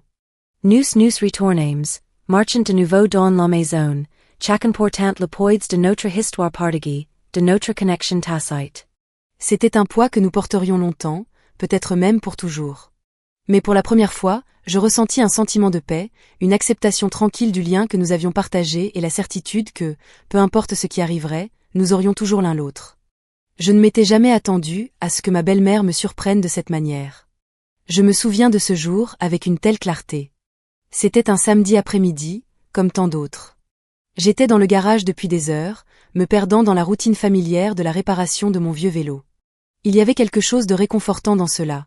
L'odeur de l'huile et de la graisse, le cliquetis du métal contre le métal, la satisfaction de serrer ce dernier boulon.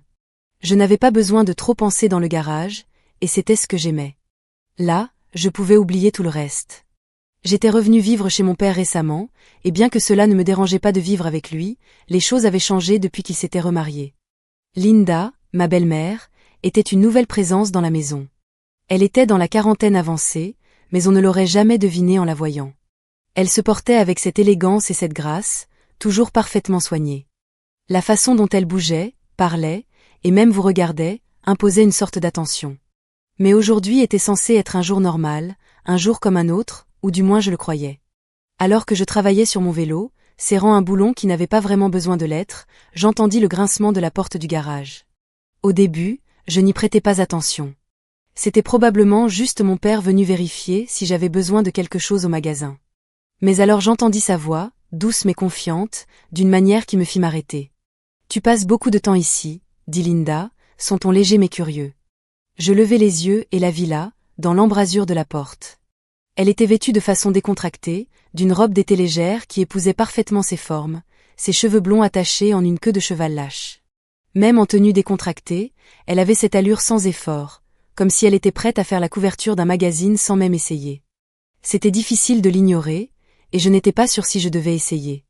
Je termine, marmonnai-je en me frottant les mains sur un chiffon déjà huileux. Je dois serrer quelques trucs. Elle entra dans le garage, ses talons résonnant doucement sur le sol en béton. « Tu es toujours ici » remarqua-t-elle, ses yeux scrutant l'espace. « Qu'est-ce qui est si fascinant dans cet endroit ?» Je ris nerveusement, essayant de me concentrer sur mon vélo. Pas grand-chose, juste des outils, de la graisse et plein de projets à moitié terminés. Elle sourit, ce sourire chaleureux et bienveillant que je l'avais vu utiliser avec mon père tant de fois. Cela semblait toujours alléger l'atmosphère, mais aujourd'hui, il y avait quelque chose de différent dans ses yeux, quelque chose que je n'arrivais pas à saisir. Elle s'approcha, s'appuyant contre l'établi à quelques pieds de moi. « Tu as beaucoup travaillé ces derniers temps » dit-elle, sa voix se faisant plus douce. « Tu ne penses pas que tu mérites une pause ?» Ces mots flottèrent dans l'air, et soudain, le garage sembla beaucoup plus petit.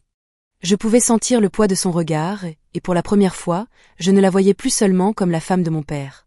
Il y avait autre chose, quelque chose que je n'étais pas sûre de vouloir explorer. « Peut-être, » répondis-je, gardant ma voix calme.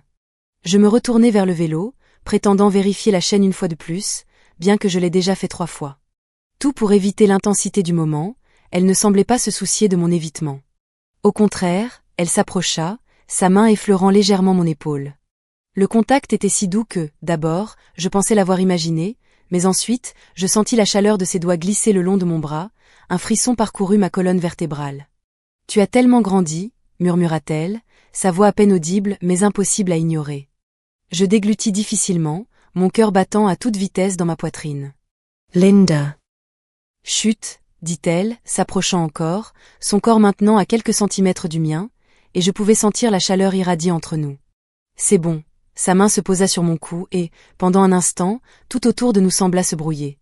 Je restai figé, mon esprit en pleine effervescence, essayant de comprendre ce qui se passait, mais la partie rationnelle de moi-même glissait lentement, remplacée par autre chose, quelque chose de dangereux et excitant à la fois. Puis, avant que je puisse dire quoi que ce soit, elle s'inclina et m'embrassa. Le baiser était doux au début, presque hésitant, mais il s'intensifia. Ses lèvres étaient chaudes et insistantes, et soudain, toutes les pensées que j'avais tenté de retenir se dispersèrent. Mon esprit se vida, tout ce que je savais, c'était que je ne m'éloignais pas. Ses mains glissèrent sur ma poitrine, traçant les muscles sous ma chemise, et je sentis ma respiration se couper. C'était irréel, comme si j'étais entré dans un rêve duquel je ne voulais définitivement pas me réveiller. Je savais que c'était mal, je savais que nous ne devrions pas faire cela, mais à cet instant, rien n'avait d'importance. « Linda » murmurai-je, la voix tremblante, en m'écartant légèrement, essayant de reprendre le contrôle. « On ne devrait pas ?»« Pourquoi pas ?» demanda-t-elle, ses yeux ancrés dans les miens, remplis d'un désir que je n'avais jamais vu auparavant. « Ton père est sorti pour la journée. C'est juste nous deux. » Je la fixai, mon esprit tourbillonnant d'émotions que je n'arrivais pas à traiter. Mais sa main était toujours sur moi, son toucher persistant, et à chaque seconde qui passait, l'attraction entre nous devenait plus forte. Ses doigts jouaient avec l'ourlet de ma chemise, et avant que je ne puisse protester, elle l'enleva par-dessus ma tête. J'étais à bout de souffle, incertain de ce que je devais faire, mais son toucher, ses baisers, étaient enivrants. Elle se pressa contre moi, ses lèvres traçant des sentiers sur mon cou, et je sentis mes genoux faiblir. Le contrôle que j'avais essayé de maintenir m'échappait, se glissant entre mes doigts.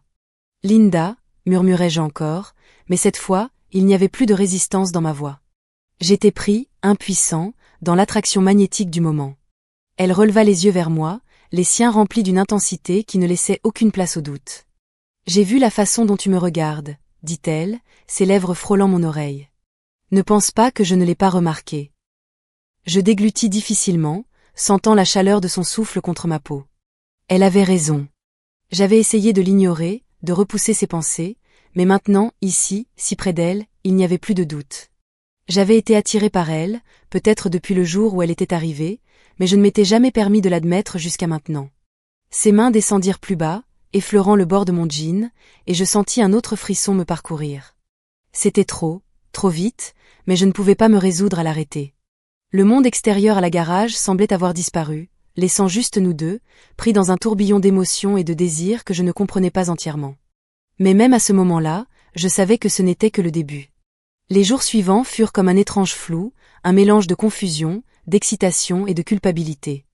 Chaque fois que je rejouais ce qui s'était passé dans le garage, j'avais l'impression de marcher sur une corde raide, incertain de savoir si j'étais tombé ou si j'étais encore équilibré.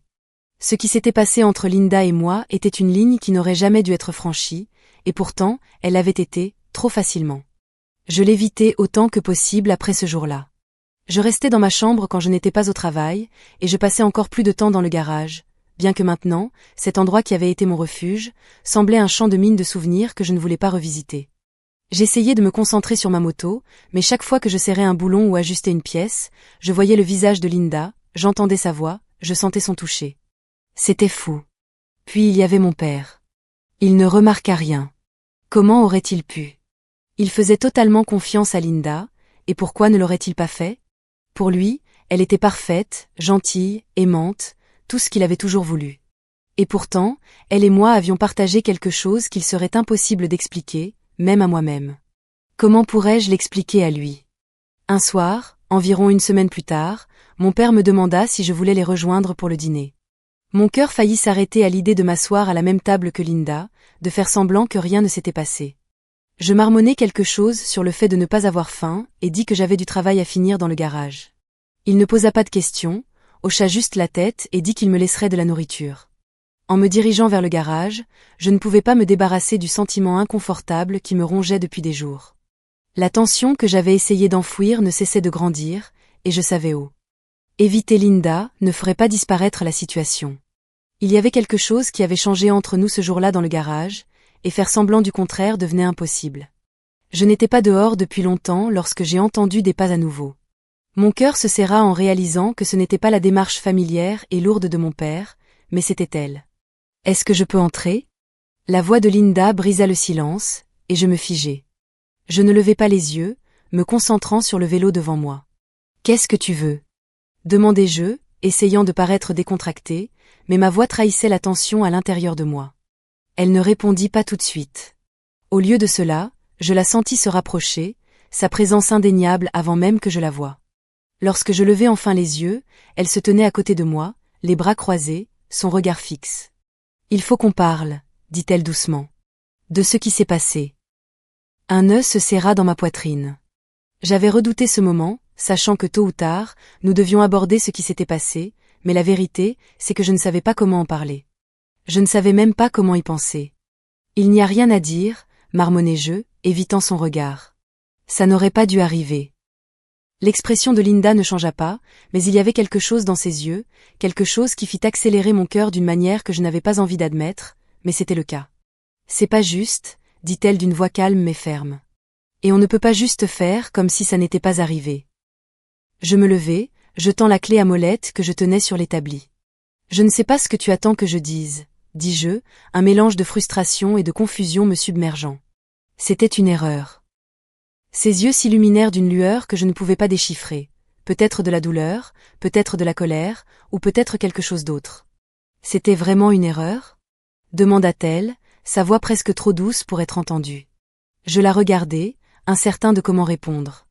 Une partie de moi voulait crier que oui, ça avait été une erreur, que ça n'aurait jamais dû arriver et qu'on devrait oublier tout ça.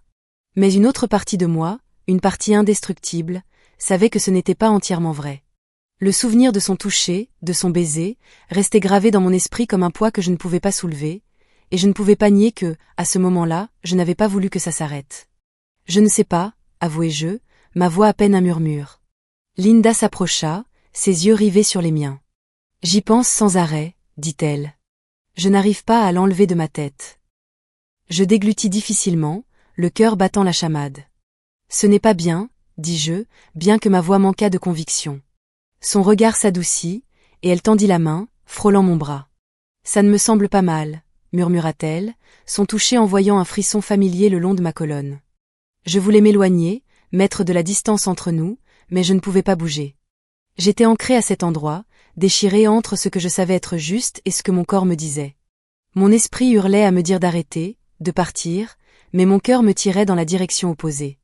Linda, ce n'est pas juste pour mon père, dis-je, bien que même en prononçant ces mots, il me semblait vide.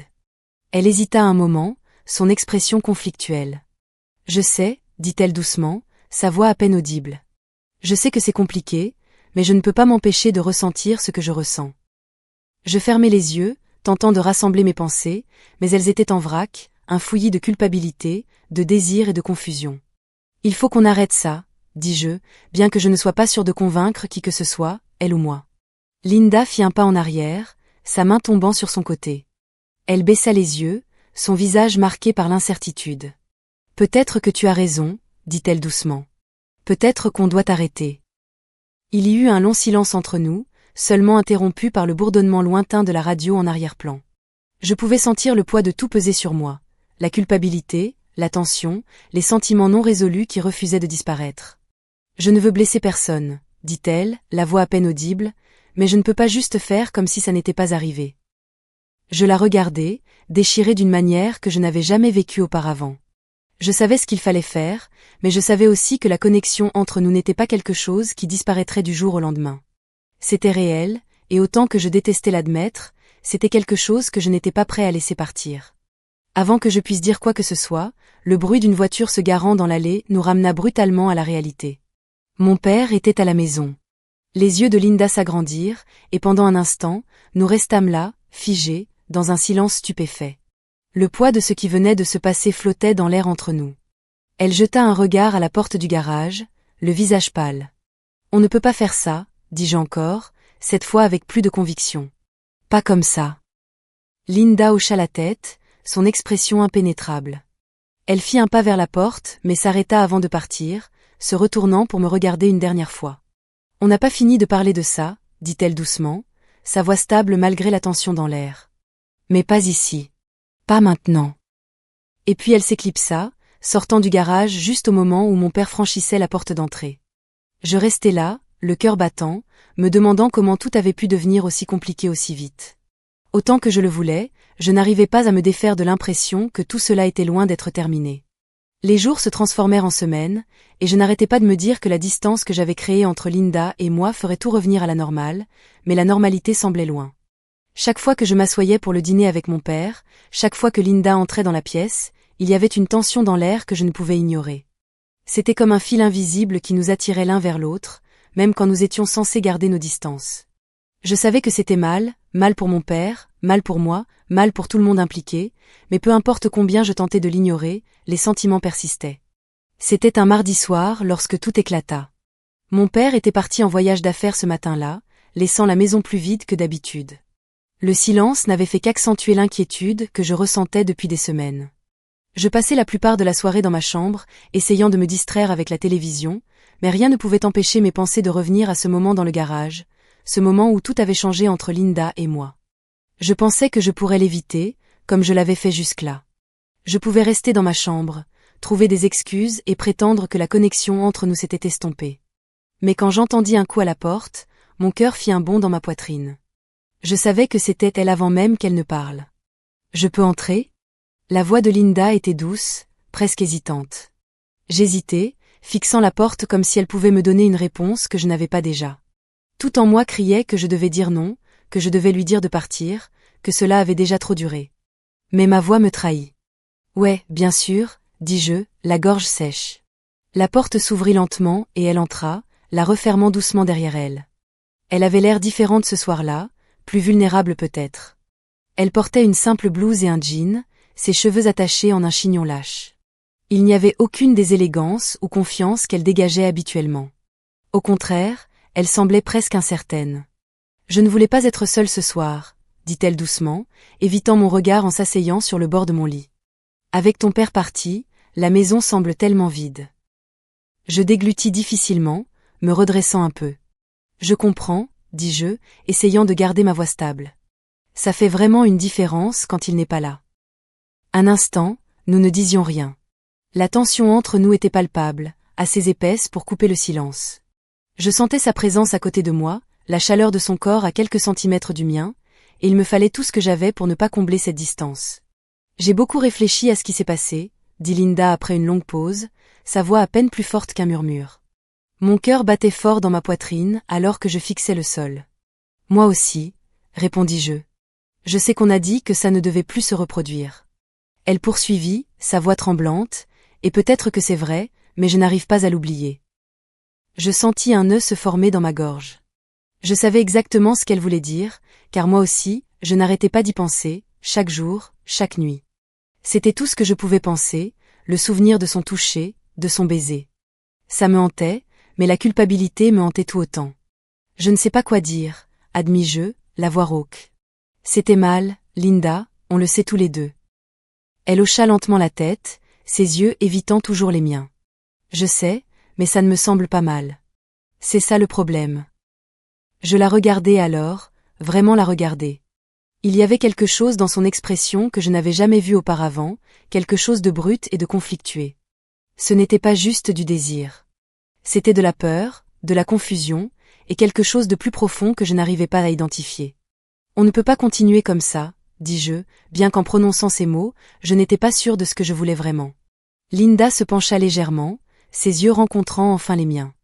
Il y eut une lueur de quelque chose, peut-être d'espoir, peut-être de désespoir. Peut-être qu'on ne peut pas, murmura-t-elle, mais si on ne pensait qu'à ce soir, juste ce soir? Ces mots restèrent suspendus dans l'air, et pendant un moment, je ne pus plus respirer. Je savais ce qu'elle demandait, ce qu'elle offrait, et une partie de moi voulait refuser, se lever et partir. Mais il y avait une autre partie de moi, une partie qui était devenue plus forte depuis ce jour dans le garage, qui ne pouvait pas résister. Je tendis la main, presque sans réfléchir, et je repoussai une mèche de ses cheveux derrière son oreille. Mes doigts restèrent contre sa peau un instant plus longtemps qu'il n'aurait fallu, et je vis ses yeux se fermer à ce contact. L'air entre nous crépita de tension, et je savais, à cet instant, qu'il n'y avait plus de retour en arrière. Linda se pencha lentement vers moi, son souffle chaud contre ma joue, et elle murmura. « Je ne veux pas m'arrêter. » Ces mots firent frissonner tout mon corps, et avant que je ne puisse réfléchir à ce que je faisais, je réduisis la distance entre nous, pressant mes lèvres contre les siennes. Le baiser était différent cette fois, plus doux, plus lent, mais tout aussi intense. C'était comme si nous testions les limites, voyant jusqu'où nous pouvions aller avant que les digues ne cèdent. Elle me rendit le baiser, ses mains se posant sur mes épaules, me tirant un peu plus près. Chaque pensée rationnelle que j'avais disparu sur le moment, ne laissant que nous deux, pris dans un tourbillon d'émotions que nous ne pouvions pas contrôler. La pièce semblait plus petite, l'air plus lourd, et tout ce sur quoi je pouvais me concentrer, c'était la sensation de ses lèvres contre les miennes, la façon dont son corps se pressait contre moi, la façon dont tout semblait s'effondrer à part ça. Nous separames brevement, tu lass du or die Helene, mais si any tate pas suffisant. Elle me regarda avec ses yeux pleins de désir, un désir qui reflétait le mien, et je sus que c'était le point de non-retour. Il n'y avait plus de lutte, plus de faux-semblants. « Estos chur » murmurai-je, ma voix à peine audible. Elle ne répondit pas par des mots, mais se pencha à nouveau, son baiser plus profond cette fois, plus insistant. Je répondis de la même manière, mes mains se posant sur sa taille, la rapprochant jusqu'à ce qu'il n'y ait plus d'espace entre nous. C'était comme si toute la tension, tous les sentiments non exprimés se déversaient dans ce baiser et je ne pouvais pas l'arrêter, je ne voulais pas. Je pensais que je pouvais l'éviter comme je l'avais fait jusqu'à présent. Je pourrais rester dans ma chambre, trouver des excuses, et prétendre que la connexion entre nous s'était estompée. Mais quand j'entendis un coup à ma porte, mon cœur s'emballa dans ma poitrine. Je savais que c'était elle avant même qu'elle ne parle. Puis-je entrer ? La voix de Linda était douce, presque hésitante. Je doutai un instant, fixant la porte comme si elle pouvait me fournir une réponse que je n'avais pas déjà. Tout en moi hurlait que je devais dire non, que je devais lui dire de partir, que ça avait déjà trop duré. Mais ma voix me trahit. Ouais, d'accord, dis-je, la gorge sèche. La porte craqua et elle entra, la fermant doucement derrière elle. Elle avait l'air différente ce soir, peut-être plus vulnérable. Elle portait une blouse simple et un jean, ses cheveux tirés en un chignon lâche. Il n'y avait aucune des élégances ou confiance qu'elle avait d'habitude. Au lieu de cela, elle semblait presque incertaine. « Je ne voulais pas être seule ce soir », dit-elle calmement, évitant mon regard en s'asseyant sur le bord de mon lit. « Avec ton père parti, la maison me semble tellement vide. » Je déglutis, m'asseyant plus droit. « Je comprends », dis-je, essayant de garder ma voix stable. « Ça fait effectivement différent quand il n'est pas là. » Un moment, aucun de nous ne parla. La tension entre nous était palpable, assez épaisse pour couper le silence. Je pouvais sentir sa présence à côté de moi, la chaleur de son corps à quelques centimètres du mien, et cela me prenait toute ma force pour ne pas combler cette distance. « J'ai beaucoup réfléchi à ce qui s'est passé », dit Linda après une longue pause, sa voix à peine un murmure. Mon cœur battait fort dans ma poitrine alors que je fixais le sol. « Moi aussi », répondis-je. « Je sais qu'on a dit que ça ne devrait pas se reproduire », continua-t-elle, sa voix vacillant légèrement. « Et peut-être que c'est vrai. Mais je n'arrive pas à l'oublier. » Je sentis un nœud se former dans ma gorge. Je savais exactement ce qu'elle voulait dire, parce que moi aussi j'y pensais. Tous les jours, toutes les nuits, c'était tout à quoi je pensais, le souvenir de son toucher, de son baiser. Cela me hantait, mais la culpabilité me hantait tout autant. Je ne sais pas quoi dire, avouai-je, la voix rauque. C'était mal, Linda, on le sait tous les deux. Elle hocha lentement la tête, les yeux toujours évitant les miens. Je sais, dit-elle, mais ça ne me semble pas mal. C'est ça le problème. Je la regardai alors, vraiment la regardant. Il y avait quelque chose dans son expression que je n'avais jamais vu auparavant, quelque chose de brut, de confus, ce n'était pas juste du désir. C'était de la peur, de la confusion et quelque chose de plus profond que je ne pouvais pas identifier. On ne peut pas continuer comme ça, dis-je, même si, dès que les mots sortirent de ma bouche, je n'étais pas sûre de les penser. Linda se déplaça légèrement, ses yeux rencontrant enfin les miens.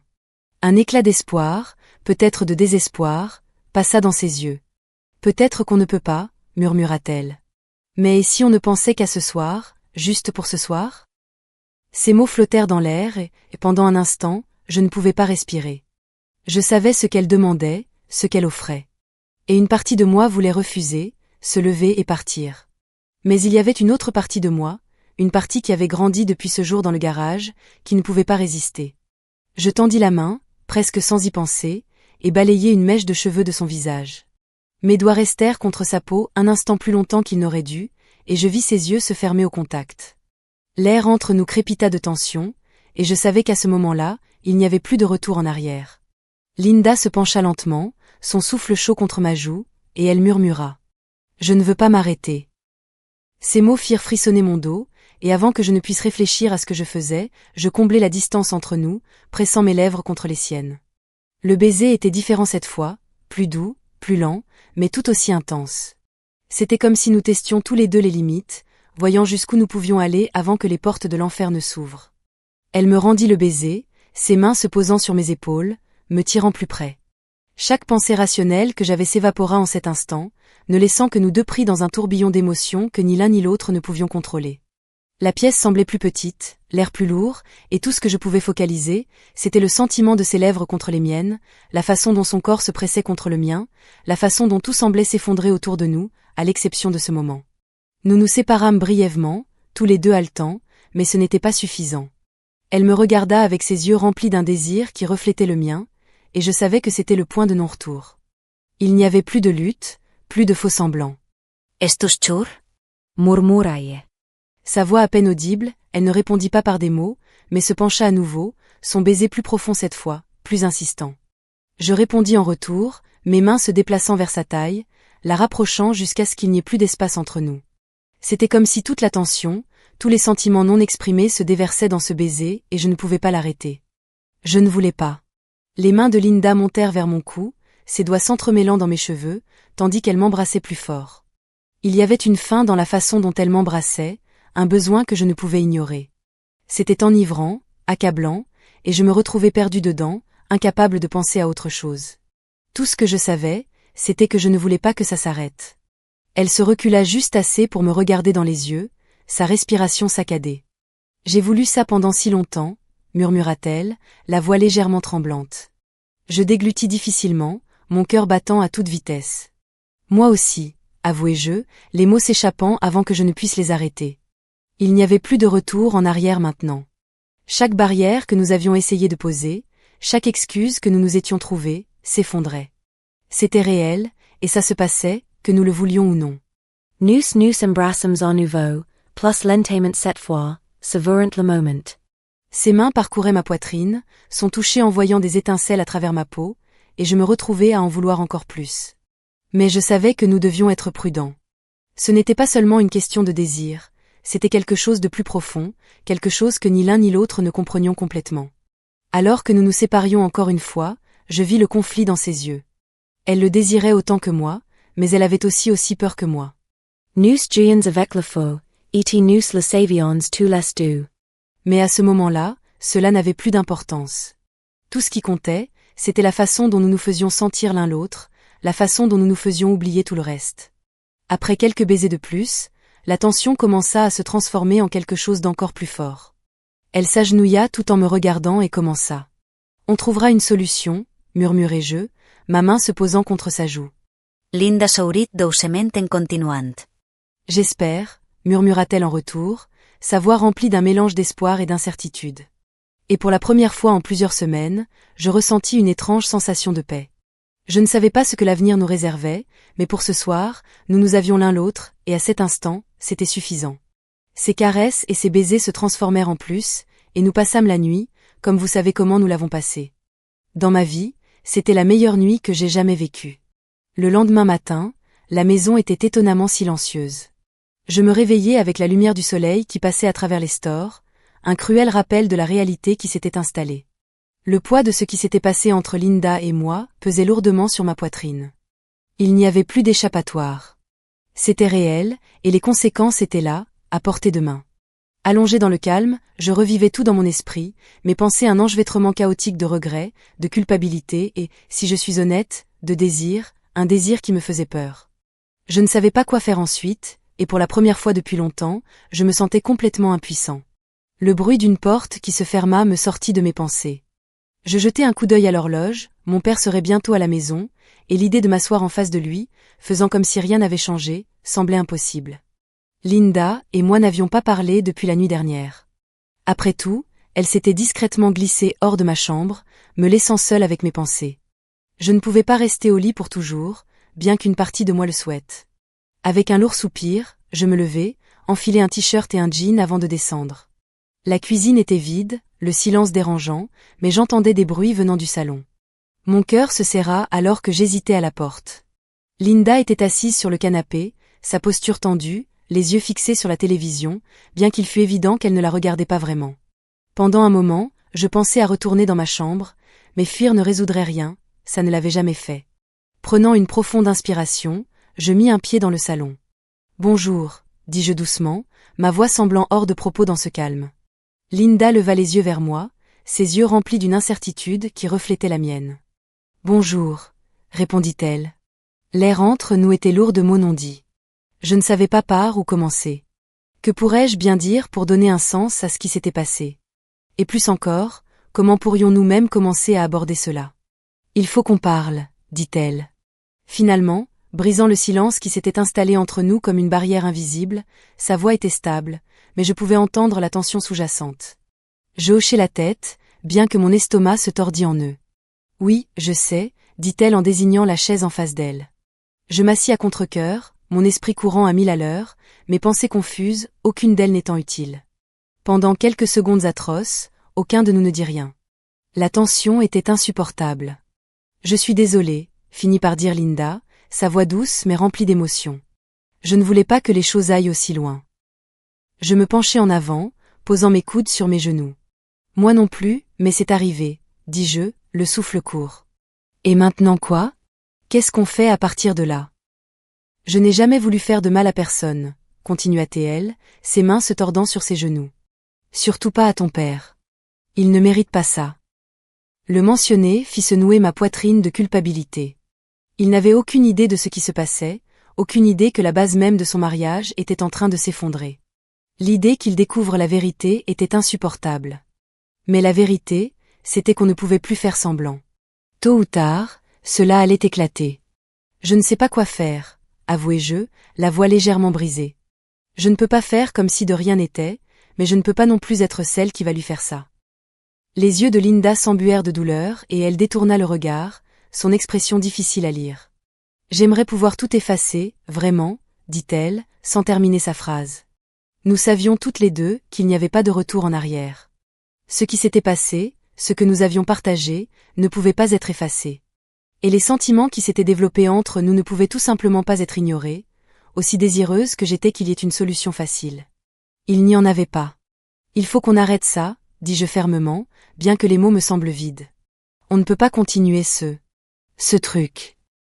Linda hocha lentement la tête, bien que ses yeux trahissent le conflit intérieur qu'elle ressentait. Tu as raison, dit-elle doucement. On ne peut pas, mais malgré ce que nous disions, la tension entre nous bouillonnait toujours sous la surface. C'était comme essayer d'éteindre un feu qui avait déjà tout consumé sur son passage. Même si nous étions d'accord pour dire que cela devait finir, je n'arrivais pas à me débarrasser de la sensation que ce n'était pas vraiment fini. Et papa ?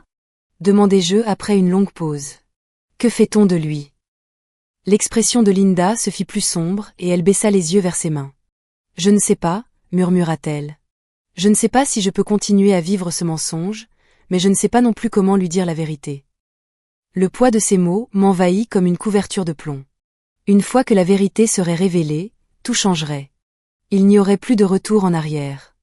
Mais garder ce secret semblait tout aussi impossible. Je me levai, marchant dans la pièce, l'anxiété me rongeant. C'est un vrai casse-tête, murmurai-je, passant une main dans mes cheveux. Je ne sais pas comment on en est arrivé là. Linda me regarda silencieusement, son expression indecipherable. Je ne voulais pas que ça arrive, dit-elle doucement. Mais maintenant que c'est fait, il faut qu'on fasse face à ça. On ne peut pas continuer à faire semblant.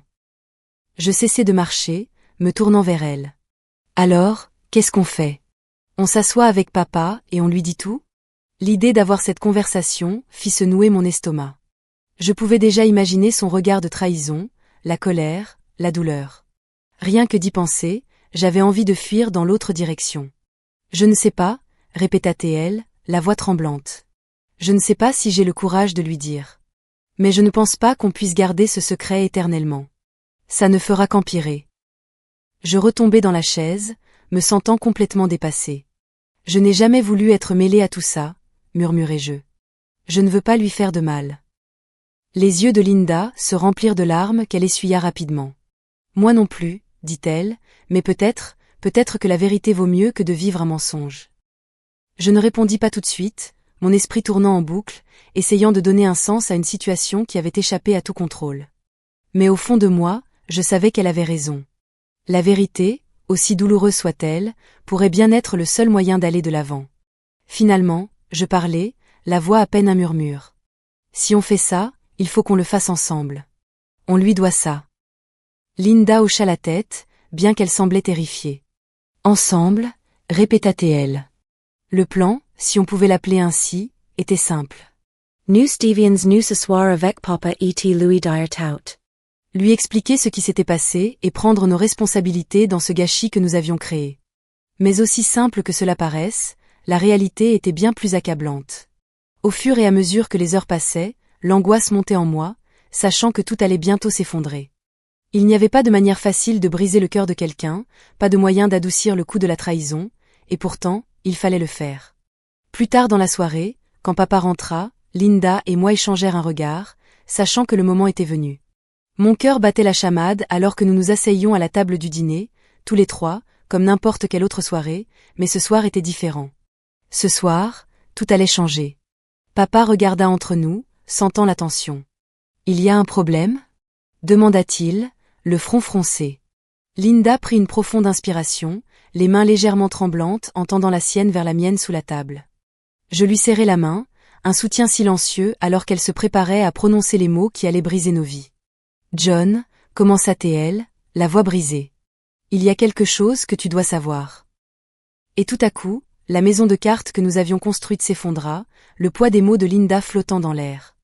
Je pouvais sentir le monde changer autour de nous, l'inévitable dénouement de tout ce que nous avions essayé de cacher.